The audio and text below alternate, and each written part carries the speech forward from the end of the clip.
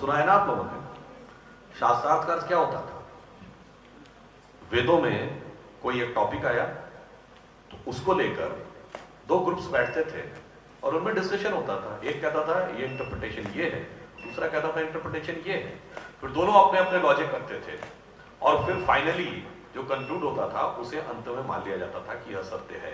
पूरी चुनौती के साथ कहता हूं, दुनिया में जितने भी देश हैं, जितने भी सिविलाइजेशंस हैं, जितने भी संस्कृति और धर्म हैं, धार्मिक ग्रंथ पर डिस्कशन का कोई स्कोप नहीं है, कोई अनुमति नहीं है।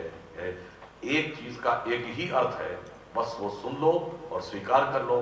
तर्क वितर्क करने का कोई अधिकार नहीं। बोलते हैं वो दिखा दें कि जहां पर वुमेन को कोई अधिकार था लॉजिक करने का, that too on a religious text. और वेदों में आपको पता है कि मंत्र के ऊपर कमेंट्री करने वाली 20-22 महिलाओं का जिक्र है, जिसमें गार्गी, अपाला, लोकमुद्रा, मैत्रेयी।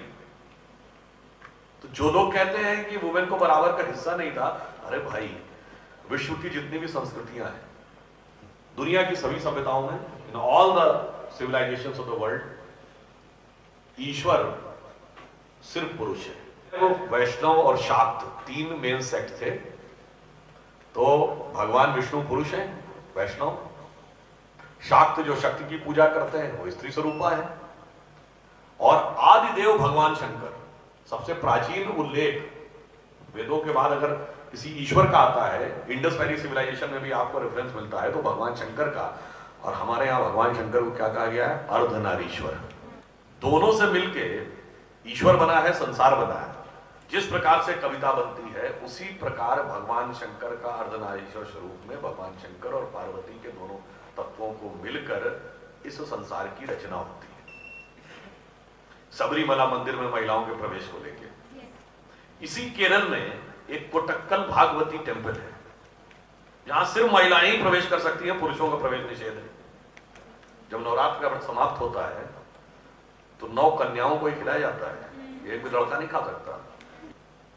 यूरोप में तो जो लोग हम लोगों को ज्ञान देते थे बराबरी का, यूरोप में विच क्राफ्ट एक्ट होता था। विच क्राफ्ट एक्ट क्या था? किसी भी औरत को चुड़ैल घोषित कर दिया जाता था और उसके बाद उसको मार दिया जाता था पब्लिकली। आप वो थे। अब सोचिए, जिस जमाने में विच क्राफ्ट एक्ट था वहां पे, उस समय हमारे यहां रानी दुर्गावती, कित्तूर की रानी चेन्नम्मा, रानी अहिल्याबाई होलकर, रानी लक्ष्मीबाई, और इवन मुस्लिम वर्ल्ड में यदि एकमात्र महिला हुई रजिया सुल्ताना तो हिंदुस्तान में ही हुई। जब मैंने आपसे कहा कि हमारे यहां अर्धनारीश्वर थे, हमारे यहां किसी भगवान का नाम लीजिए तो भगवान का नाम का जो जाप किया जाता है वो अकेले कोई नहीं, कहते सीता राम कहो तो सीता पहले, राम बाद। कृष्ण का नाम लीजिए तो क्या कहते हैं? राधे कृष्ण।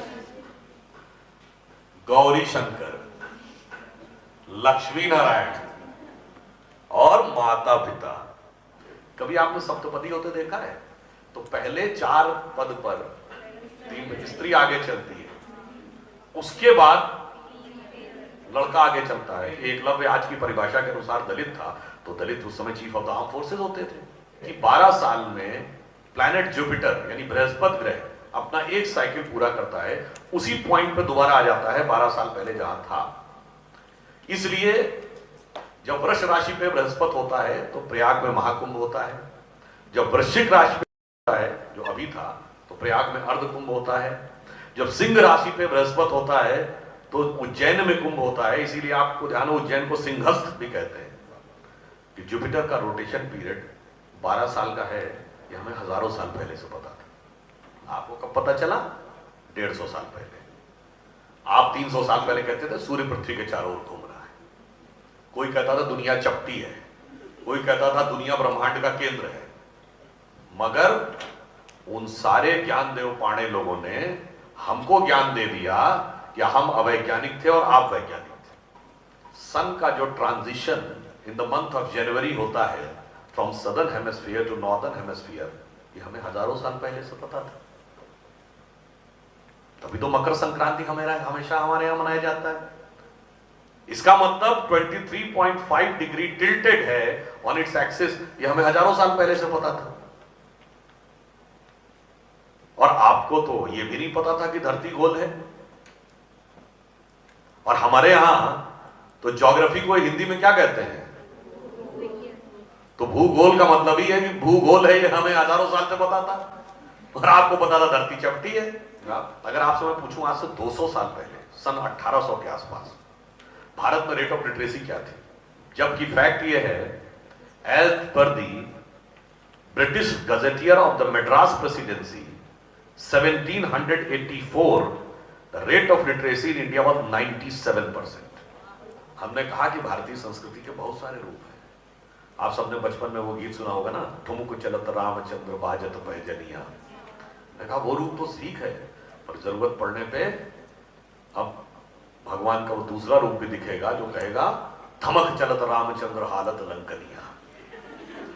अगर आप राम और रावण की तुलना कर लीजिए तो रावण हर चीज में राम से बड़ा था, नॉलेज, पावर, इंटेलेक्ट, सब चीज में। और तो और भगवान का भक्त कौन बड़ा था?